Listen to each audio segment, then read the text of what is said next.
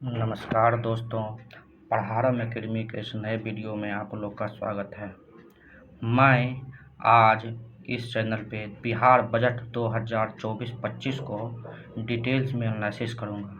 इसके तहत PT mains और इंटरव्यू जो अभी चल रहा है 69 बीपीएससी या एफएओ का, उसके तहत जितने प्रमुख बिंदु पूछे जाएंगे उन सबों की चर्चा मैं डिटेल्स में करूंगा।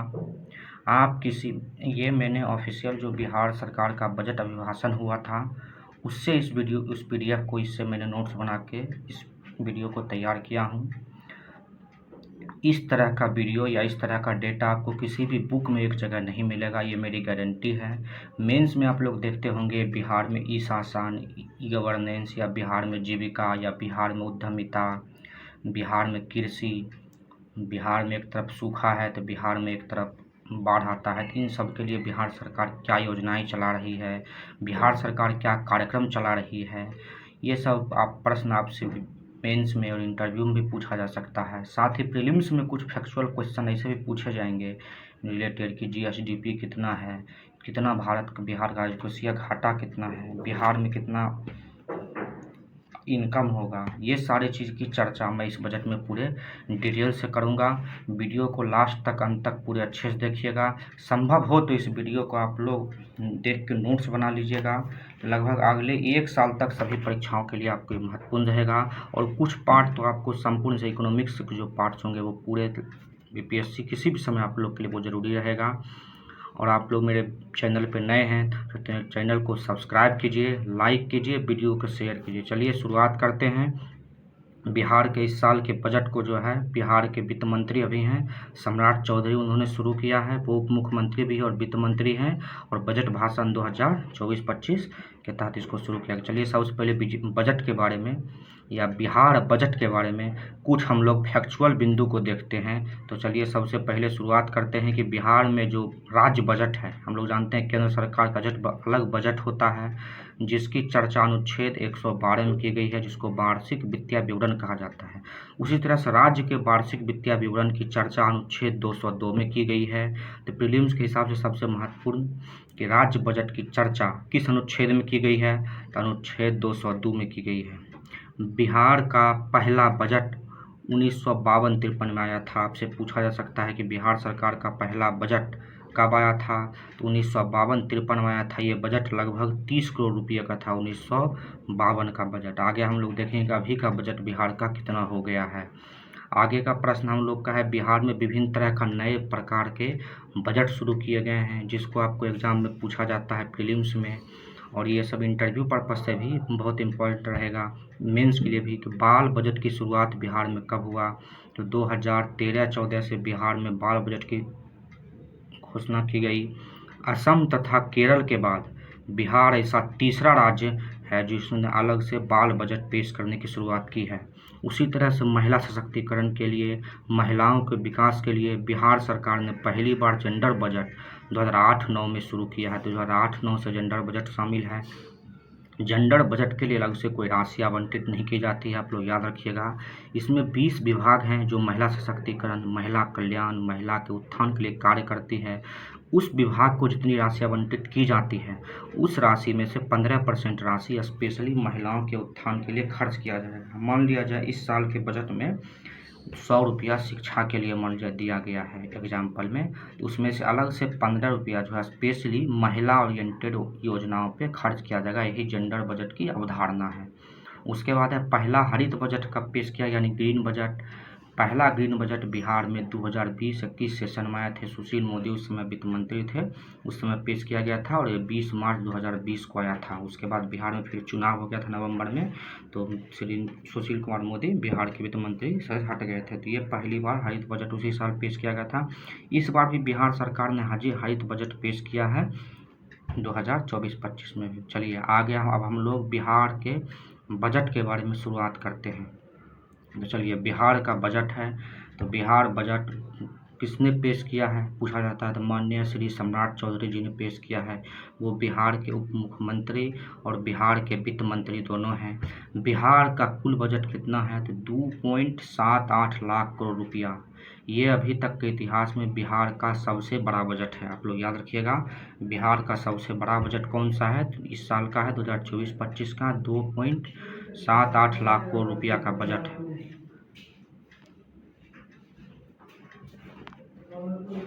तो आपसे पूछा जाएगा कि बिहार बजट कुल कितना है, तो 2.78 लाख करोड़ रुपया का बजट है। इसमें से सबसे ज़्यादा 80.97% लगभग 81% बजट जो है यानी 2.25 लाख करोड़ रुपया जो है राजस्व व्यय पे खर्च किया जाएगा, और 19.03 करोड़ रुपया यानी प्रतिशत यानी लगभग 19% जो है पूंजीगत व्यय होगा, जो कि 53,048 करोड़ रुपया है।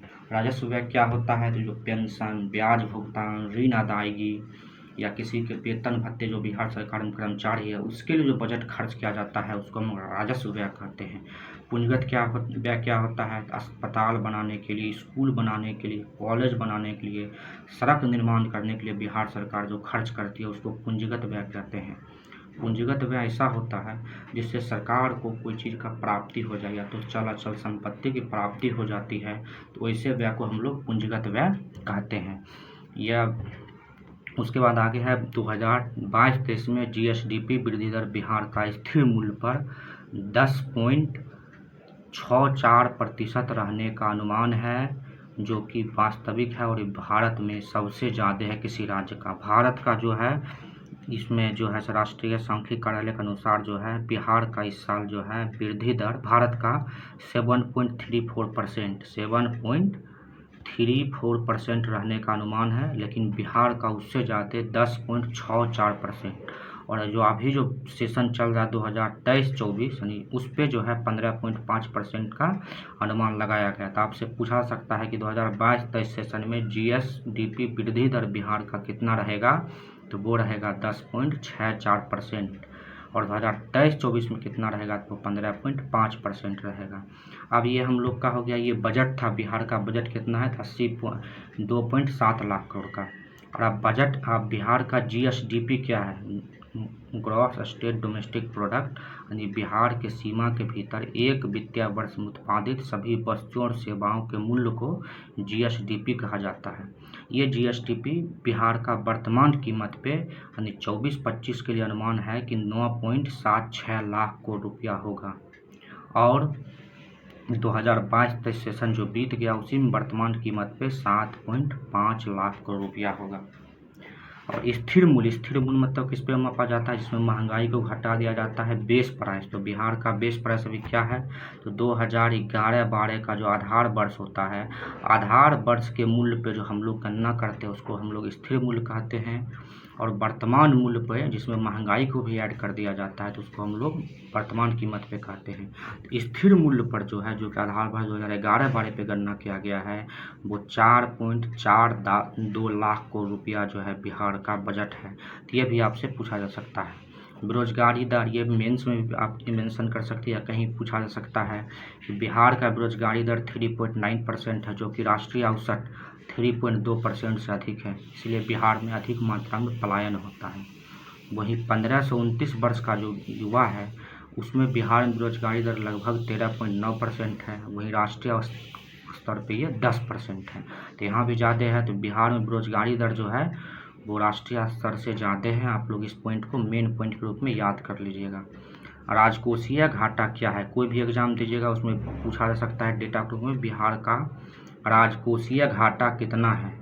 तो 29,095 करोड़ रुपया अप्रॉक्स में याद रखिएगा। 29,095 करोड़ रुपया बिहार का राजकोषीय घाटा है, जो कि जीएसडीपी का 2.98% है। मोस्ट इम्पॉर्टेंट याद रखिएगा, 2.98%। राष्ट्रीय राजकोषीय बचत कितना हुआ? तो राजकोषीय बचत 0.11% हुआ है जीएसडीपी का, जो 1121 करोड़ रुपया है बिहार का राजकोषीय बचत। चलिए आगे हम लोग का है कि सर्वाधिक खर्च बजट में कहीं भी 3 क्षेत्र बताइए इसमें बजट पर सर्वाधिक खर्च किया गया। तो नंबर 1 हुआ शिक्षा। शिक्षा में 5,26,000 मतलब 52,639 करोड़ रुपया खर्च किया गया है, जो कि 18.89% है। उसके बाद 2 नंबर पे स्वास्थ्य है, जिसमें 5.36% और 3 नंबर पे ग्रामीण विकास है, जिसमें 5.13%। इसमें आपको एग्जैक्ट डेटा नहीं पूछा जा जाएगा, जनरली इसमें सिर्फ पूछा जा सकता है कि 3 ऐसा क्षेत्र है जिसमें बिहार बजट में 2024-25 में सर्वाधिक खर्च किया गया है। तो शिक्षा, स्वास्थ्य और ग्रामीण विकास इसका होगा आंसर। चलिए आगे आप बजट में ये हो गया बजट की प्रमुख चर्चाएं कि बजट कितना का है, किसको कितना आवंटित किया गया है, किसमें क्या चीज़ का माजरा है, ये बजट में चर्चा की। एक चीज़ पूछा जा सकता है कि बिहार को सबसे अधिक जो पैसा आता है तो वो कहाँ से आता है। तो केंद्र जो सेंट्रल टैक्स जो होता है, सेंट्रल टैक्स में जो राज्यों को हिस्सा मिलेगा उसी में 1,13,011 करोड़ रुपया लगभग सबसे अधिक हिस्सेदारी मिलेगी बिहार को, केंद्रीय करों के रूप में राज्य का हिस्सा। उसके बाद फिर राज्य का अपना कर राजस्व 2 नंबर पे आता है। तो पूछा जा सकता है कि बिहार को सबसे अधिक पैसा कहाँ से मिलेगा बजट के अनुसार। तो केंद्रीय कर जो है सेंट्रल टैक्स है उसमें से राज्य को जो हिस्सेदारी मिलती है उसी के हिसाब में बिहार को सबसे ज़्यादा जो है 1.13 लाख करोड़ रुपया पैसा मिलेगा। चलिए आगे हम लोग का है कि बजट में क्या क्या प्रमुख चर्चा किया गया है। 89 ITI 89 ITI को सेंटर ऑफ एक्सीलेंस बनाया जाएगा। इसमें टाटा इंस्टीट्यूट से, टाटा मेमोरियल इंस्टीट्यूट से जो है हम लोग को टाइप किया गया है श्रम संसाधन विभाग के द्वारा। तो 89 ITI को सेंटर ऑफ एक्सीलेंस बनाया गया है। बिहार में टोटल लगभग 153 या 151 सरकारी ITI हैं, जिसमें से 89 में सेंटर ऑफ एक्सीलेंस की स्थापना किया जाएगा। 400 इलेक्ट्रिक बसों, पर्यावरण प्रदूषण कम करने के लिए बिहार सरकार क्या कर रही है, 400 इलेक्ट्रिक बसों का चलाने का निर्णय बिहार के विभिन्न शहरों में लिया गया है। किसके द्वारा, तो बिहार सरकार के द्वारा। ये सबसे मोस्ट इम्पॉर्टेंट है। बिहार का टारगेट 2025 तक 100% स्मार्ट मीटर लगाने का रखा गया है। अभी फिलहाल शहरी क्षेत्रों में ही इसको जो है लगाया गया है, शुरू किया गया है। ग्रामीण क्षेत्रों में भी इसको लगाना शुरू कर दिया गया है। हालांकि ग्रामीण क्षेत्रों में इसका भारी विरोध हो रहा है, लेकिन ये अच्छा स्मार्ट मीटर अच्छा है। आप पेड रिचार्ज कराइए, उसके बाद आपका बिजली बिल आएगा, मतलब मीटर चलेगा और खर्च कीजिए, फिर आप रिचार्ज कराइए। तो ये 2025 तक बिहार सरकार ने 100% स्मार्ट मीटर लगाने का लक्ष्य रखा है। आगे है हम लोग का कि 66 SC और 21 ST जो आवासीय विद्यालय हम लोग के बिहार में संचालित है उसको 10+2 में अपग्रेड कर दिया गया है। आगे महत्वपूर्ण है बिहार में ई गवर्नेंस या बिहार में डिजिटल क्रांति के लिए क्या किया जा रहा है। जो चौथी औद्योगिक क्रांति है, जो इन सब तकनीक पर आधारित होगा। कौन कौन तकनीक, तो AI, ड्रोन तकनीक, विद्युत वाहन यानी electric vehicles, 3D printing, robotics, machine learning, deep learning, इन सब चीज़ पे जो 4th इंडस्ट्रियल रिवोल्यूशन स्थापित होगा उसके लिए बिहार का जो CSE ब्रांच है उसके सिलेबस में इन सब टॉपिक को अलग से ऐड किया गया है। उसमें इन सब चीज़ को प्रैक्टिकल और थ्योरी के रूप में जितने भी बिहार इंजीनियरिंग कॉलेज है उसके सिलेबस में ये चीज़ जोड़ा गया है।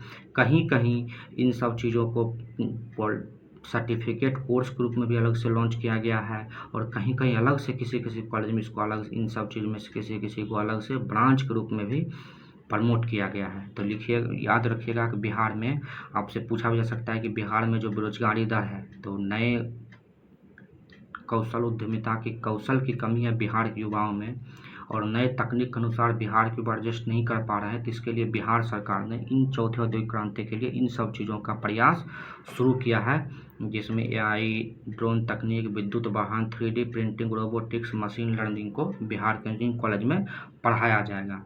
बिहार में अभी भी कॉलेज में आप लोग BTech ग्रेजुएशन का डिग्री लीजिए, इतिहास, भूगोल, नागरिक geography, political science, Hindi, Urdu, Maithili से इन सब चीज़ों का रोजगार के क्षेत्र में या कौशल इसमें सब में सिखाया नहीं जाता है, तो रोजगार का इन सब में कोई योगदान नहीं है। तो पारंपरिक शिक्षा प्रणाली इसलिए बेरोजगारी का एक मुख्य कारण ये भी हम लोग मान सकते हैं। ये पूछा जाएगा पहले इस तरह का, जब भी नया मंत्रालय नया विभाग का गठन हुआ है, किसी न किसी एग्जाम में पूछा गया है, तो बिहार में नया विभाग नया मंत्रालय खेल मंत्रालय का गठन हुआ है। इसके पहले मंत्री जितेंद्र सिंह को बनाया गया था, वर्तमान में इसके मंत्री सुरेंद्र मेहता हैं। खेल मंत्रालय का बिहार में नया गठन किया गया है। आगे है जीविका का संचालन। हम लोग इसके आगे हम जीविका के बारे में डिटेल से चर्चा करेंगे। यह 2007 में शुरू किया गया था वर्ल्ड बैंक के सहयोग से। वर्तमान में जीविका के तहत 10.47 लाख यानी 10.5 लाख लगभग सेल्फ हेल्प ग्रुप का गठन किया गया है। मोस्ट इम्पॉर्टेंट आपसे पूछा जा सकता है कि जीविका संचालित कौन करता है? ग्रामीण विकास विभाग। बहुत लोग को ऑप्शन में दे देगा सहकारिता विभाग या फिर पंचायती राज विभाग, तो आप लोग सहकारिता विभाग लोग बहुत लोग मार देंगे, लेकिन याद रखिएगा ग्रामीण विकास विभाग जीविका का संचालन करता है। इसको उस समय शुरू किया गया था वर्ल्ड बैंक से सहयोग से। आगे बजट में चर्चा किया गया है बहुआयामी गरीबी के बारे में, मल्टी डायमेंशन पॉवर्टी, जो हाल ही में नीति आयोग ने इंडेक्स जारी किया था। National family health survey report 5 जो कि 2019 से 21 के बीच में कलेक्ट किया गया था, उसी डेटा के रिपोर्ट के आधार पे जो बहुआयामी गरीबी सूचकांक आया था उसमें बिहार में 2015-16 में जो 51.89% गरीबी थी वो घटकर 33.79 हो गई है। बिहार में परसेंटेज तीव्रता के हिसाब से बिहार में सबसे अधिक गरीबी में कमी आई है। वहीं यदि संख्या का अनुमानता के हिसाब से करेगा तो बिहार में 2.25 करोड़ लोग गरीबी से बाहर निकले इस पीरियड के दौरान, तो आप लोग याद रखिएगा। चौथा कृषि रोड मैप शुरू किया गया है बिहार सरकार के लिए। कृषि में क्रांति, बिहार में कृषि का जो पिछड़ापन है उसको ठीक करने के लिए 3 कृषि रोड मैप चले थे। अब चौथा कृषि में रोड मैप 1 अप्रैल 2023 से 31 मार्च 2028 के लिए लागू किया गया है। इसमें कुल व्यय जो है 1.62 लाख करोड़ रुपया का होगा। इसमें कृषि का मशीनीकरण किया जाएगा, कृषि में नए ड्रोन तकनीक, इन सब चीज़ों AI सब चीज़ का इस्तेमाल किया जाएगा, जैविक कृषि, बागवानी, इन सब चीज़ों पे जोर दिया जाएगा। तो चौथा कृषि रोड मैप में ये चीज़ किया जाएगा। ये है कि बिहार को एग्रीकल्चर लीडरशिप अवार्ड मिला है। कौन दिया है? कृषि एवं किसान कल्याण मंत्रालय द्वारा। किसके लिए? तो खाद्यान्न का रिकॉर्ड उत्पादन के लिए।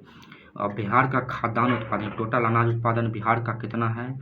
197.36 lakh metric ton, 197.36 lakh metric ton Bihar का कुल खाद्यान्न उत्पादन, कुल अनाज उत्पादन है। वहीं भारत का कुल अनाज उत्पादन कितना है? लगभग 320 लाख टन है। यहाँ मीट्रिक टन है, आप लोग याद रखिएगा। बिहार यहाँ 197.36 lakh ton metric ton Bihar का खाद्यान्न उत्पादन है और भारत का 320 अप्रॉक्स लाख टन जो है उत्पादन है। ये जो बिहार में भी जातिगत जनगणना शुरू हुआ था उसके आधार पे बिहार सरकार ने बिहार लघु उद्यमी योजना शुरू किया था। जातीय जनगणना में आए थे कि बिहार की जो अधिकतर आबादी है वो गरीब है और गरीबी रेखा से नीचे रहती है, तो उसके लिए बिहार सरकार ने घोषणा किया था कि उस गरीबी रेखा की आबादी के लिए हम लोग स्वरोजगार के लिए उस परिवार के किसी एक सदस्य को 2 लाख रुपये का अनुदान यानी ऋण देंगे हम लोग स्वरोजगार स्थापित करने के लिए, जिसमें कोई भी कोलेटरल सुविधा नहीं, मतलब किसी प्रकार के गारंटी नहीं भी देंगे, फिर भी उसको बिहार सरकार सबको 2-2 लाख रुपये का ऋण देगी। इसका चर्चा इसमें किया गया था। आगे बिहार पर्यटन नीति घोषणा किया गया है बिहार सरकार द्वारा 2023 में। बिहार पूछा जाएगा बिहार पर्यटन नीति, तो इसका डिटेल्स वीडियो में बाद में जब मेंस की परीक्षा होगी तो उसके बारे में डिटेल्स में बताऊंगा। वैसे इसमें जान लीजिए कि फिल्म बनाने पे जो है अनुदान मिलेगा बिहार पर्यटन नीति के तहत इसमें, और इसलिए बिहार में क्षेत्रीय और स्थानीय भाषा में फिल्म बनेगा तो उसको अधिक प्रमोशन, अधिक ब्याज दिया जाएगा मात्रा के हिसाब से। पॉलिटेक्निक कॉलेज, बिहार में जितने भी जिले में सरकारी पॉलिटेक्निक खोला गया है सब में सेंटर ऑफ एक्सीलेंस की स्थापना करने के लिए IIT पटना को नॉलेज पार्टनर बनाया गया है। ये भी कौशल विकास के लिए, बेरोजगारी दूर करने वाले पॉइंट में आप लोग इसको लिख सकते हैं। 7 निश्चय योजना पार्ट 2 मोस्ट इम्पॉर्टेंट, किसी भी एग्जाम में पूछा सकता है। कुल 5040 करोड़ रुपये का इस साल बजट इसका दिया गया है।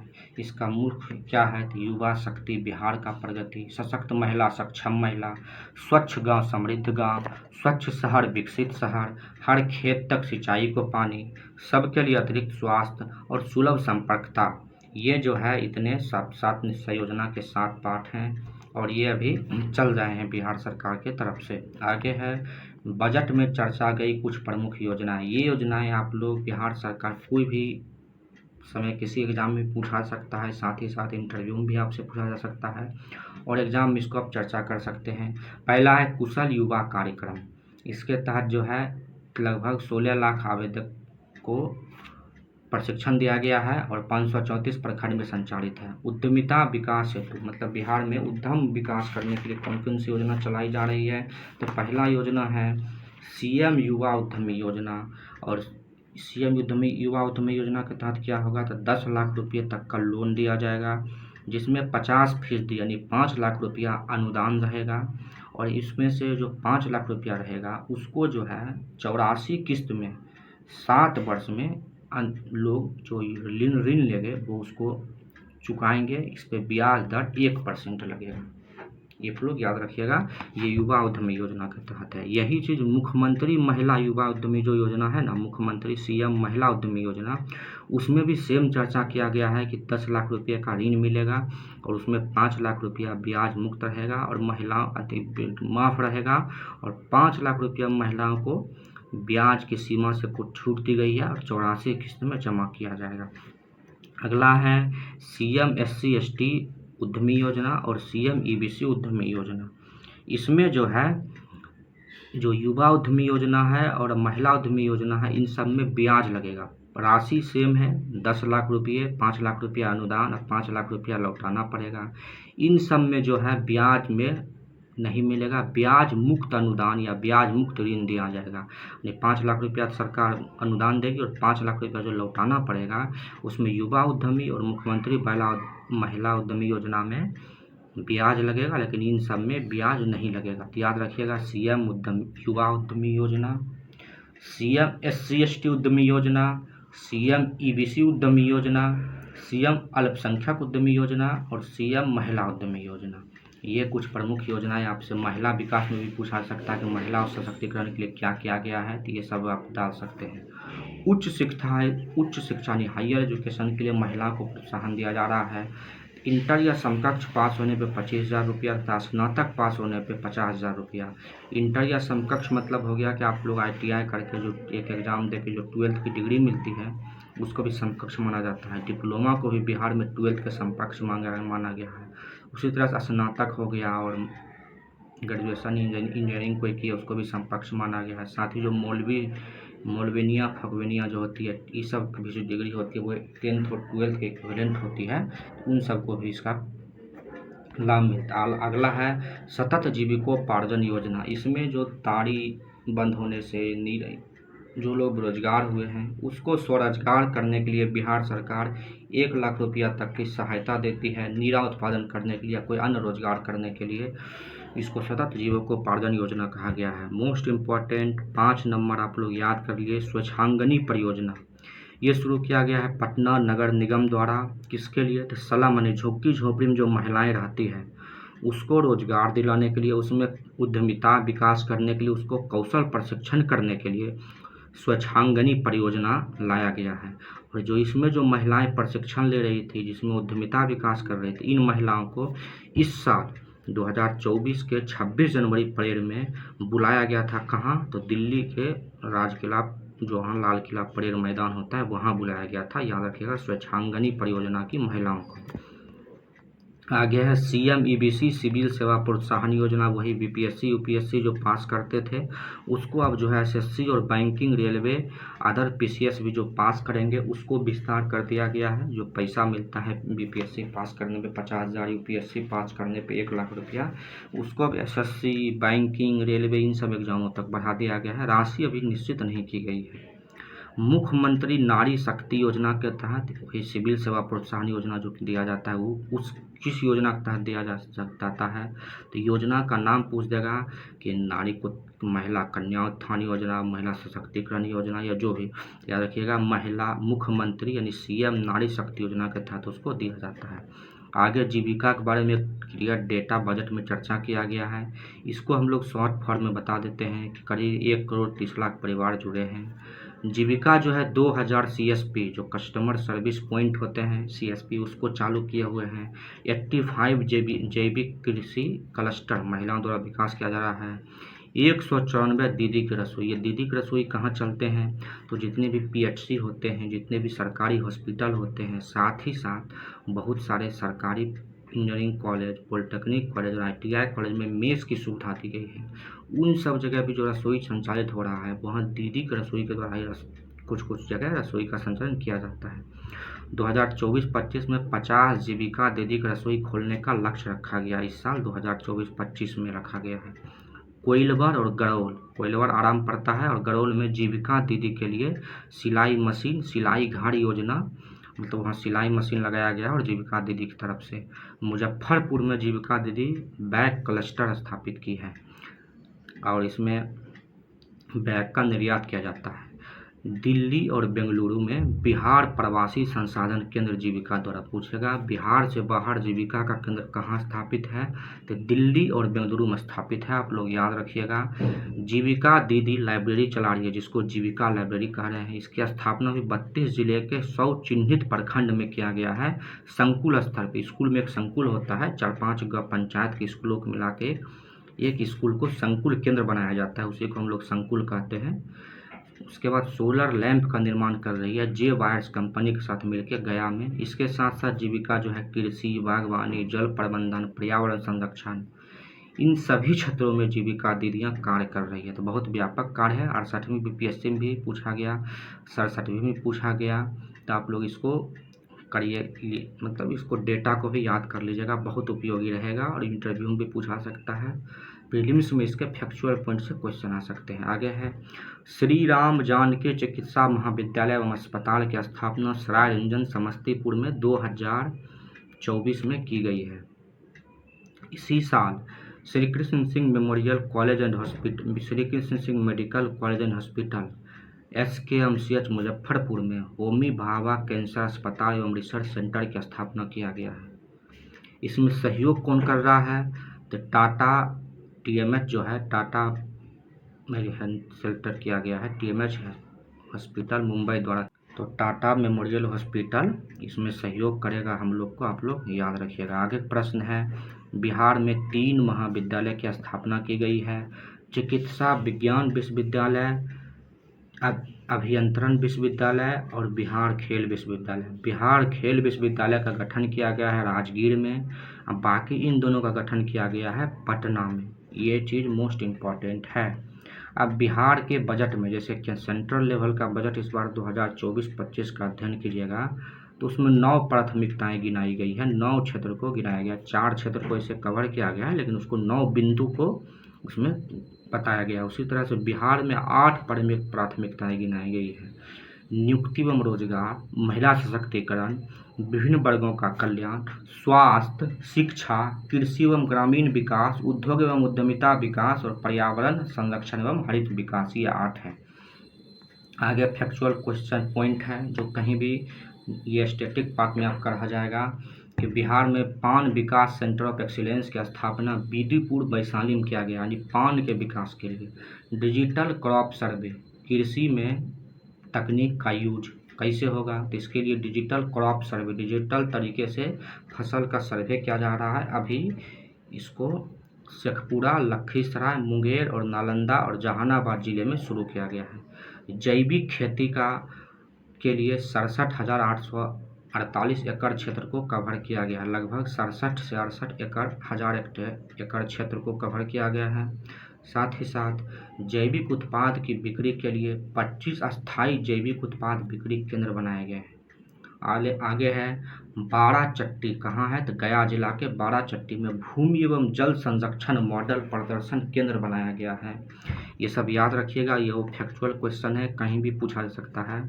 तो भूमि और जल संरक्षण मॉडल प्रशिक्षण केंद्र बाराचट्टी गया में।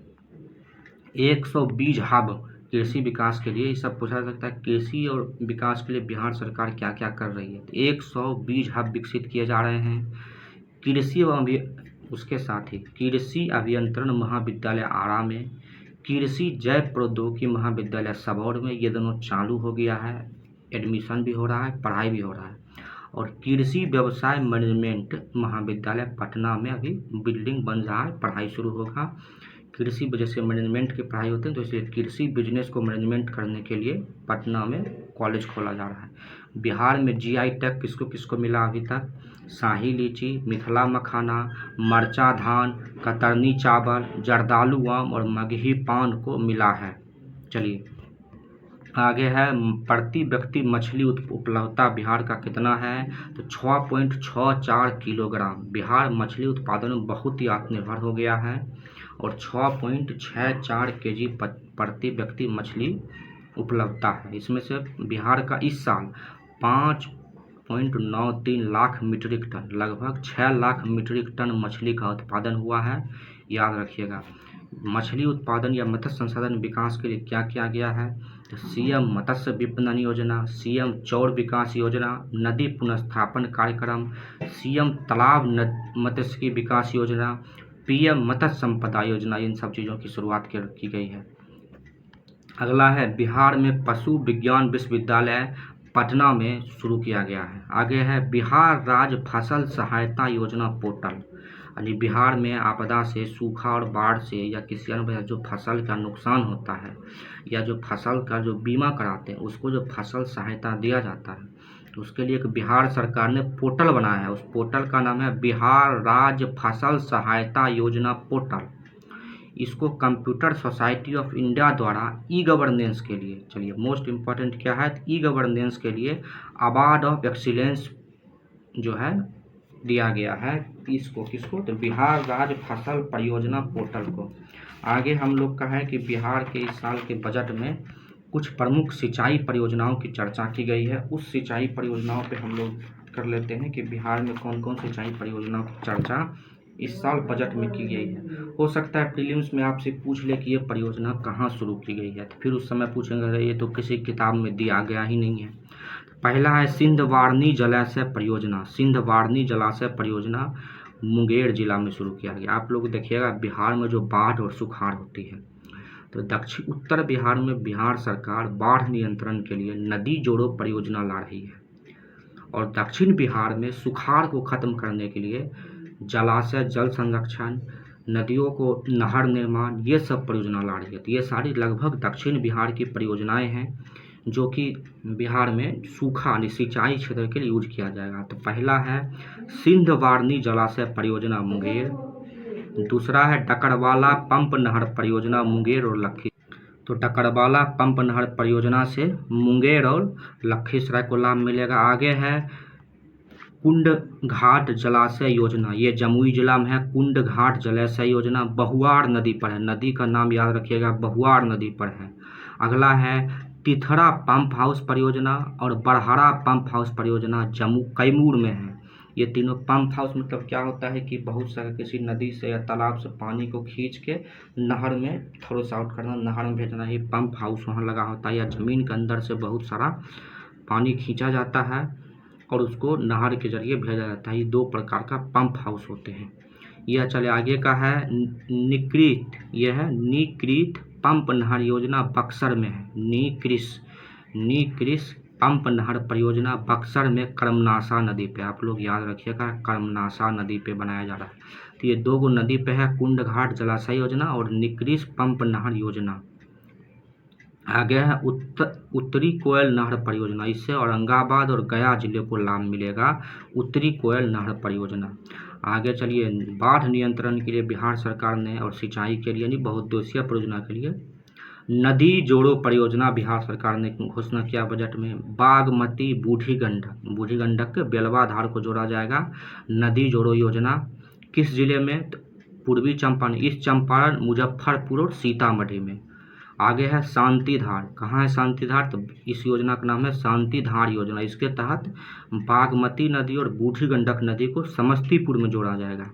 आगे है ये गोपालगंज से गंडक नदी जो आती है, गंडक नदी अकाली नाला और गंडकी और माही नदी को होते हुए सारण में गंगा नदी से जोड़ दिया जाएगा। तो ये गोपालगंज, सिवान और सारण, तो ये छोटी छोटी नालियाँ जो है गंडकी, अकाली नाला, गंडक, ये सब जो है गोपालगंज और सिवान में बहती है। इन सब जिलों नदियों को मिलाते हुए सारण होते हुए अंततः सारण में गंगा नदी में जोड़ दिया जाएगा। तो ये 3 नदी जोड़ो परियोजना की चर्चा की गई है।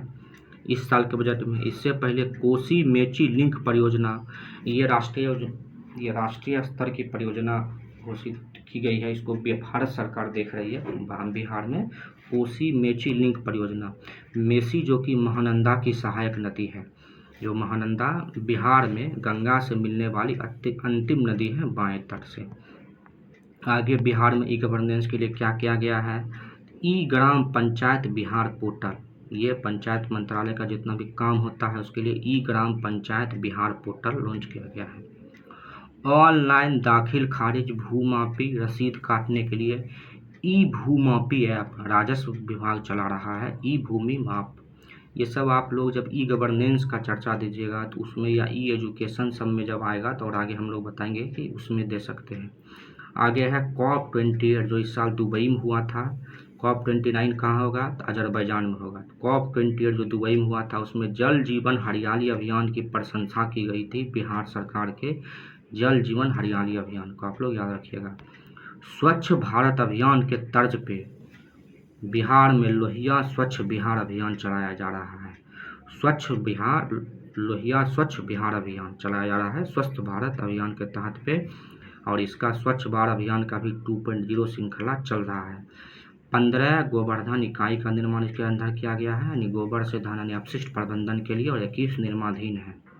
बिहार सरकार ने 17% हरित आवरण का लक्ष्य रखा है। कृषि वानिकी विकास के लिए 2068 बीपीएससी में प्रश्न था कि भारत का वानिकी और बिहार की वानिकी से चर्चा करते हुए इसको एनालिसिस करना था, तो उसमें बहुत सारी योजना आप लोग दे सकते थे। कृषि वानिकी योजना उसमें एक महत्वपूर्ण था। आगे चलिए, प्रश्न आगे हम लोग का है बिहार बायोफ्यूल्स उत्पादन प्रोत्साहन नीति, यानी इथेनॉल उत्पादन के लिए बिहार सरकार ने बायोफ्यूल्स उत्पादन नीति 2023 लाया था, जिसके तहत बिहार में गन्ना से इथेनॉल का उत्पादन होता, साथ ही सड़े गले अनाज, कृषि अपशिष्ट, इन सब चीज़ों से इथेनॉल का उत्पादन किया जाएगा। उसके बाद है सीएम कन्या उत्थान योजना, इसको पहले बता चुके हैं कि महिलाओं को, जो लड़की जन्म से लेकर ग्रेजुएशन पास होने तक विभिन्न प्रकार की सहायता दी जा सकती है। 10th पास की तो 10,000, 12th पास की तो 25,000, ग्रेजुएशन पास की तो 50,000। फिर उसके बाद जो 1 से 3 में ड्रेस के लिए 500 रुपया, 6 से 8 में, 3 से 5 में, फिर 6 से 8 में, फिर 9 से 10 में ड्रेस के लिए पैसा मिलता है इन सब टाइप को बिहार सरकार के तरफ से। साथ ही शादी करने पर 5,000 रुपया दिया जाता है विवाह योजना के तहत। तो ये सब योजना मिला के बिहार सरकार का कन्या उत्थान योजना है। साइकिल का वितरण किया जाता है। तो ये सब हो गया। प्रदूषण नियंत्रण हेतु बिहार सरकार कौन कौन सी कार्य कर रही है, तो बिहार स्वच्छ ईंधन परियोजना 2019 लाया गया है, ये 2019 है, बिहार स्वच्छ ईंधन योजना 2019। सिटी बस प्रोत्साहन योजना 2013, यानी जो भी सिटी बस, जैसे पटना में आप लोग देखते होंगे पीला कलर का सिटी बस चलता है, उस सबको जो है सो धीरे धीरे सीएनजी में या इलेक्ट्रिक बस में बदलने का जो योजना था वह था सिटी बस प्रोत्साहन योजना 2013। स्क्रैपिंग सेंटर, यानी 15 वर्ष से पुराने भारत सरकार ने 2023 में एक वाहन स्क्रैपिंग नीति लाई थी, उसके तहत भी बिहार में स्क्रैपिंग सेंटर खोले गए हैं। जो 15 वर्ष से पुराने वाहन हो गए हैं वो अधिक प्रदूषण फैलाते हैं, तो उसको स्क्रैप करने पे 15 वर्ष के पुराने वाहन को तो स्क्रैपिंग सेंटर बिहार में जगह जगह खोले गए हैं। पीएम ई बस योजना के तहत जो है 400 इलेक्ट्रिक बस विभिन्न शहरों में चलाए जाएंगे। इसमें दरभंगा, बोधगया, मुजफ्फरपुर, भागलपुर, इन सब शहरों को शामिल किया गया है। बिहार इलेक्ट्रिक वाहन नीति 2023 लाया गया था। इसके तहत इलेक्ट्रिक वाहन 2 पहिया, 3 पहिया और 4 पहिया के खरीद पे अनुदान और छूट मिल रहा था। इसको इलेक्ट्रिक वाहन नीति कहा गया है। इसकी चर्चा हम लोग डिटेल्स में बाद में अन्य वीडियो में करेंगे, इस सब योजना के बारे में भी जो जरूरी रहेगा।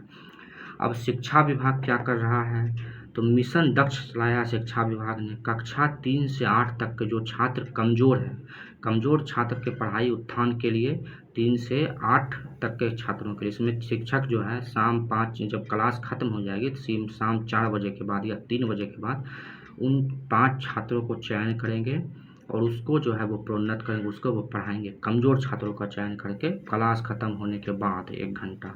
ई लॉट्स क्या है, तो बिहार का डिजिटल लाइब्रेरी है। बिहार में पूछेगा आपसे ई शिक्षा को बढ़ावा देने के लिए क्या किया जा रहा है, तो डिजिटल लाइब्रेरी बिहार में 1 से लेकर 12 तक का जो बिहार का SCERT बुक है उसको इस ई-लॉट्स पे अपलोड कर दिया गया। आप लोगों को पर ज़रूरत पड़ेगा तो इससे ई-लॉट से आप लोग डाउनलोड भी कर सकते हैं।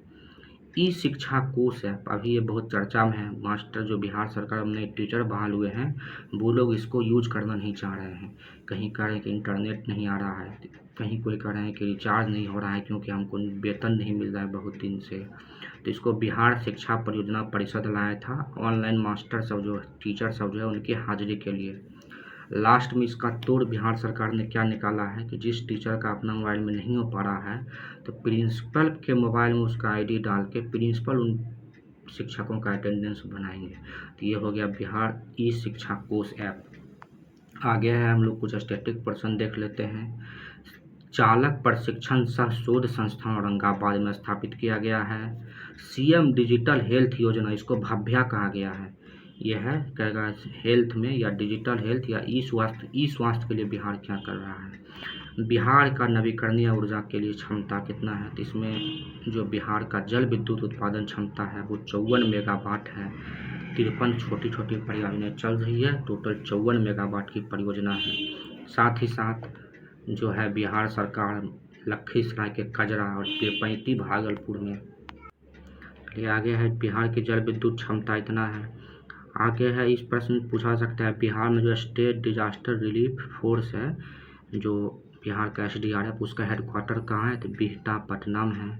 पर्यटन विकास के लिए माँ जानकी स्थली पुनौरा धाम चलाया जा रहा है। अभी BPSC का जो भी इंटरव्यू होगा, जो लोग इंटरव्यू देने जा रहे हैं तो उसके लिए बिहार सरकार DSP का जो पोस्ट है, तो जिन लोगों ने भी DSP चूज किया है पूछेगा बिहार सरकार कुछ कुछ योजना लाई है। तो बिहार के पुलिस आधुनिकीकरण हेतु राष्ट्रीय स्कीम लाया गया है। तो कौन है, तो crime and criminal tracking network and system, इसको CCTNS कहा जाता है। ये सेंट्रल लेवल का एक स्कीम है, गृह मंत्रालय इसको चला रहा है, आप लोग याद रखिएगा। इसके तहत जो है देश के हर एक थानों को इससे कनेक्ट किया जाएगा। इससे क्या होगा कि कहीं भी क्राइम हुआ है, कहीं भी क्रिमिनल हुआ है, इसका रिकॉर्ड जब इस पर दर्ज रहेगा तो उस क्रिमिनल को क्राइम के जरिए कहीं से भी ट्रैक किया जा सकता है। जैसे उसका इस पे कोई डेटा सेव रहेगा, उसमें कौन सा केस किया है, कौन सा क्या क्या। तो बिहार का भी सभी थाना इसमें नहीं जुड़ा है, लेकिन बिहार के कुछ कुछ थाने जो है CCTNS से जोड़ दिए गए हैं और बिहार सहित भारत के सभी राज्यों को इससे जोड़ने का आग्रह केंद्र सरकार कर रहा है।